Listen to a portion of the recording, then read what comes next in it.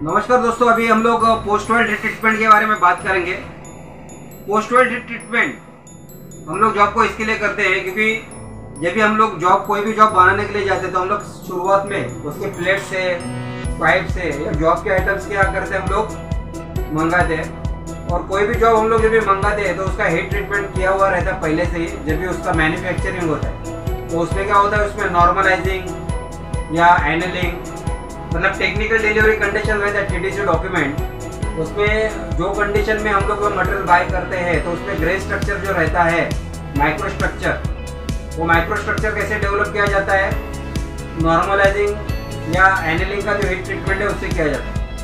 जब भी वो फिनिश प्रोडक्ट हम लोग लेके उसका हम लोग जब भी कोई एक पर्टिकुलर जो भी जॉब बनाते हैं तभी हम लोग क्या करते हैं, उसको कटिंग करते हैं, वेल्डिंग करते हैं, उसके बाद में उसमें ग्राइंडिंग करते हैं, हैमरिंग, बहुत सारे उसमें क्या होते हैं, ऑपरेशन होता है।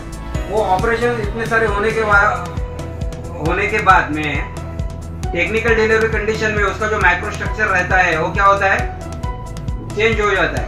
तो फिनिश प्रोडक्ट का उसके पहले का जो माइक्रो स्ट्रक्चर है उसको वो स्वरूप में जॉब को वापस लाया जाए, इसलिए हम लोग क्या करते हैं, जो भी फैब्रिकेशन का जो प्रोसेस हुआ है उसकी वजह से उसके माइक्रो स्ट्रक्चर में जो भी चेंजेस हुए हैं वो चेंजेस फिर से सुधार करने के लिए हम लोग क्या करते हैं, PWST करते हैं।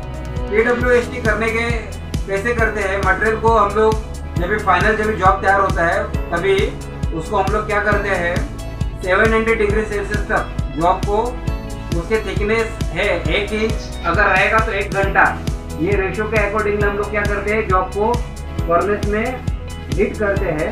वो हीट होने के बाद में उसको हम लोग लोडिंग टेम्परेचर, अनलोडिंग टेम्परेचर जो रहता है उसके अकॉर्डिंगली हम लोग क्या करते हैं, जॉब को ठंडा करते हैं। और ये जो टोटल जो प्रोसेस होता है उसे हम लोग क्या बोलते हैं, post weld heat treatment. Post weld heat treatment में जनरली क्या होता है, अगर समझो आपका पूरा जॉब जब बन के रेडी हो गया और समझो 700 डिग्री सेल्सियस में नॉर्मलाइजिंग कंडीशन में वो जॉब का हीट ट्रीटमेंट पहले हुआ था, तो वेल्डिंग होने के बाद में हम लोग क्या करते हैं, उसको फर्नेस में डालते हैं। फर्नेस में डालने के बाद में 350 तक उसका क्या रहता है, अनलोडिंग टेम्परेचर रहता है। 350 तक कोई भी रेट के हिसाब से उसको हम लोग गर्म कर सकते हैं।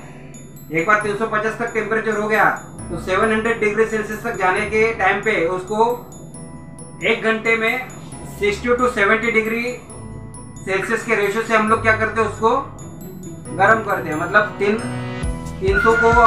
300 तक जॉब आ गया आपका, बाद में 300 तक वापस उसको जाने का है, 400 तक, 300 डिग्री आ गया, अभी 700 तक जाना है, मतलब 400 डिग्री का उसको डिस्टेंस पार करना है हीटिंग का।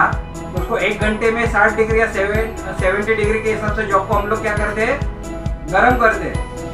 बाद में 700 तक आ गया, अगर 1 इंच का अगर समझो उसका थिकनेस है तो 700 डिग्री में उसको 1 घंटा हम लोग को क्या करना है, रखना है।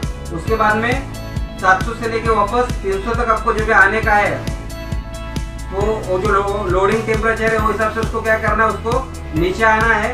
और बाद में 300 तक आने के बाद में अगर नॉर्मलाइजिंग है तो उसको हम लोग एयर टेम्परेचर में उसको ठंडा करना है, और एनलिंग रहेगा तो उसको फर्नेस टेम्परेचर में ठंडा करना है। ये जो प्रोसेस होता है उसको हम लोग क्या बोलते हैं, पोस्ट वेल्ड हीट ट्रीटमेंट। अभी ये जो आपको मैंने जो बताया, मैं आपको बोर्ड के ऊपर अच्छे से ड्रॉ करके एक बार मैं समझाता हूँ।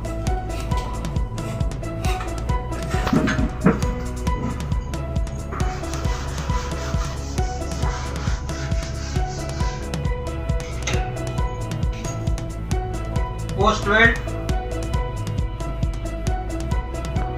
Heat treatment. Post weld heat treatment में अगर समझो मेरा ये जॉब है पर्टिकुलर,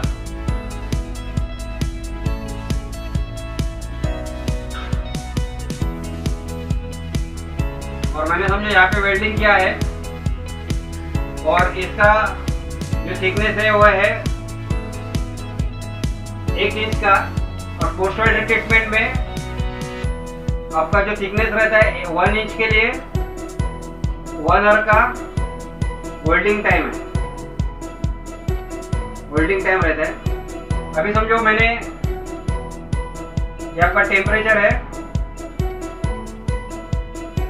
टेम्परेचर, और ये समझो आपका टाइम है अगर समझो मैंने जॉब को गर्म करने का चालू किया तो ये समझो 300 डिग्री है यहाँ पे।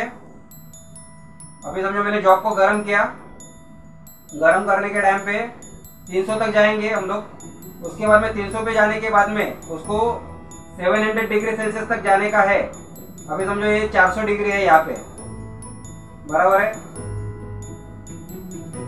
बाद में ये समझो 500 डिग्री यहाँ पे आया, बाद में ये समझो ये 600 डिग्री आया, बाद में ये समझो यहाँ पे 700 डिग्री आया, बराबर है।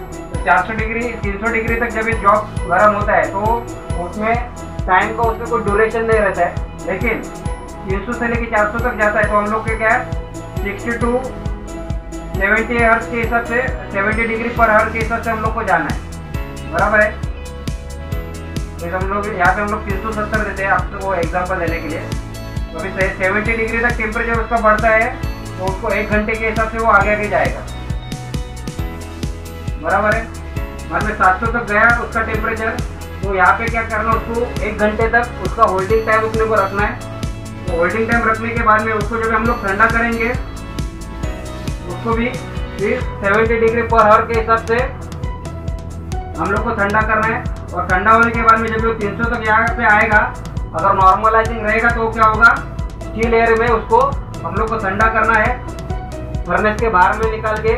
अगर वो एनिलिंग प्रोसेस से अगर समझो हीट ट्रीटमेंट हुआ है तो उसको क्या करना है फर्नेस टेम्परेचर में उसको ठंडा करना है। तो ये जो प्रोसेस होता है उसको हम लोग क्या बोलते हैं post weld heat treatment. Post weld heat treatment करना इसलिए जरूरी है क्योंकि जो माइक्रो स्ट्रक्चर हम लोग टेक्निकल डिलीवरी कंडीशन में हम लोग जब भी नया कोई प्लेट वगैरह बाइंग करते हैं तो जब भी बाइंग करने के टाइम पे उसका जो माइक्रो स्ट्रक्चर रहेगा वो सेम माइक्रो स्ट्रक्चर उसका सब फैब्रिकेशन का प्रोसेस होने के बाद में हम लोग वेल्डिंग कटिंग वगैरह जो करके जो पूरा जॉब बनाते हैं तो उसमें अगर समझो माइक्रो स्ट्रक्चर चेंज हुआ रहेगा तो उसको रिफेक्स करने के लिए हम लोग पोस्ट वेट हीट ट्रीटमेंट करते हैं। तो अभी दोस्तों पोस्ट वेट हीट ट्रीटमेंट के बारे में आपको मैंने कुछ बताया, तो उसके बारे में अभी आपको कुछ डाउट्स है?